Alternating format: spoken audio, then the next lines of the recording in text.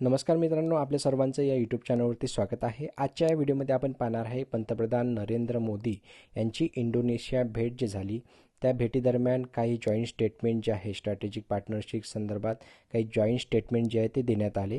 ते joint statement आपण UPSCच्या परीक्षेच्या किंवा स्पर्धा परीक्षांसाठी आवश्यक असणाऱ्या पॉईंटच्या दृष्टीने डिटेलमध्ये इथं डिस्कस करणार आहे. दोन्ही देशामध्ये जे तिथं बैठक झाली त्या बैठकीचं जॉईंट स्टेटमेंट जे आहे ते दोन्ही देशांनी स्वीकारले. त्यामध्ये काय आहे तर संरक्षण, व्यापार, तंत्रज्ञान, सागरी सुरक्षा आणि सांस्कृतिक सहकार्य वाढवण्यासाठी हे जे स्टेटमेंट आहे हे रिलीज करण्यात आलेलं आहे.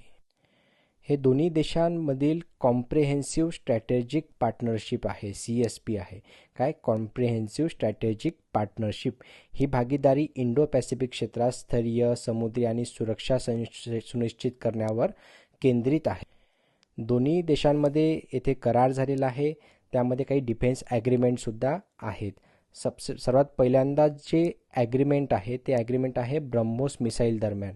हे जे ब्रह्मोस मिसाईल सिस्टीम आहे हे जे सिस्टीम हे भारत इंडोनेशियाला पुरवणार आहे या संदर्भात एक करार करण्यात आलेला आहे.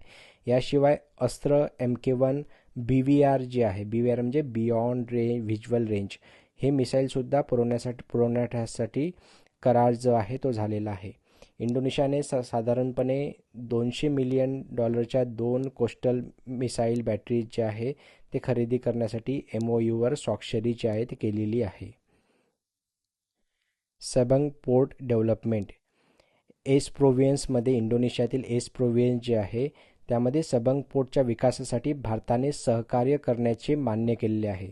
हे जे बंदर आहे हे स्ट्रेट ऑफ मलक्काच्या जवळ असल्याने भारताच्या इंडो पॅसिफिक स्ट्रॅटेजी आणि सागरी देखरेखीसाठी अत्यंत महत्त्वाचं असं हे सबंग पोर्ट जे आहे ते आहे.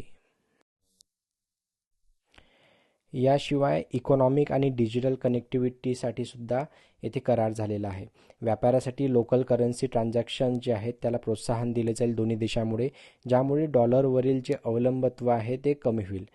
जसं भारताचं ONDC आहे, open network for digital commerce, तसंच इंडोनेशियन ओपन नेटवर्क ION या म्हणजे ONDCच्या आर्किटेक्चरवर आधारित इंडोनेशियन ओपन नेटवर्क लॉन्च करण्यात आलेलं आहे. एज्युकेशनमध्ये सुद्धा करार झालेला आहे. यामध्ये इंडोनेशियामध्ये IIM बँगलोरचा पहिला ओव्हरसीज कॅम्पस जो आहे तो स्थापन केला जाणार आहे. कल्चरल कॉर्पोरेशनमध्ये दोन्ही देश मिळून युनेस्को जागतिक वारसा स्थळ असलेल्या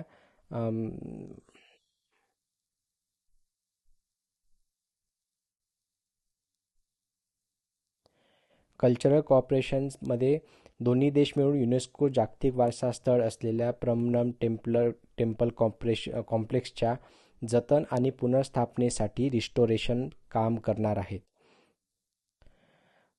या व्हिजिट दरम्यान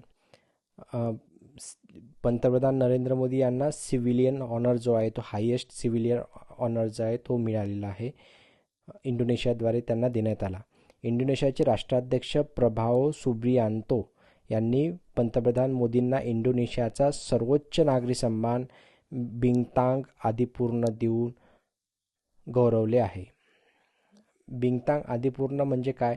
हा इंडोनेशियाचा सर्वोच्च नागरी सन्मान आहे आणि हा सन्मान देशाच्या हितासाठी आणि आंतरराष्ट्रीय स्तरावर योगदान देणाऱ्या नेत्यांना दिला जातो. भारत इंडोनेशिया संबंध हे शेअर्ड व्हॅल्यूज, समुद्री सुरक्षा, आर्थिक सहकार्य आणि सांस्कृतिक जोडणीवर आधारित आहे. हा दौरा भारताच्या ॲक्ट ईस्ट पॉलिसी आणि इंडो पॅसिफिक व्हिजनला बळकटी देणारा महत्त्वाचा टप्पा आहे.